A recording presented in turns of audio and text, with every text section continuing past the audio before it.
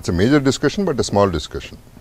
So నేను అడిగాను తారక్ ఏంటి బాలేది మీది ఏంటి అసలు ఇష్యూ, అది కరెక్ట్ కాదు కదా, బాగుంటే బాగుంటుంది కదా అనే ఫీల్తోనే, జెన్యున్ ఫీల్తోనే అడిగా. తను క్లియర్గా ఒకటే చెప్పాడండి, నాకేంటి బాబు ఆయనతో ప్రాబ్లం, నాకు ఏ ప్రాబ్లము లేదు, నాకు తెలియదు కూడా ప్రాబ్లం ఏంటో.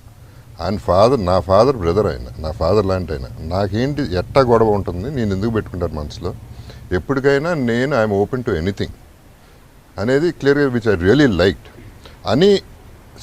ఇడెంట్ లైక్ అక్కడ కూడా ప్రాబ్లీ తను ఏమన్నా అనుండొచ్చు ఎక్స్ట్రా మాట ఇంతవరకు మాట్లాడాల, which I really appreciate. I should tell that and I want everybody to know, అందరికీ తెలియాలి ఈ మాట, ఎందుకంటే అంత క్లియర్గా ఉన్నప్పుడు mind conscience. So it's a good thing to here.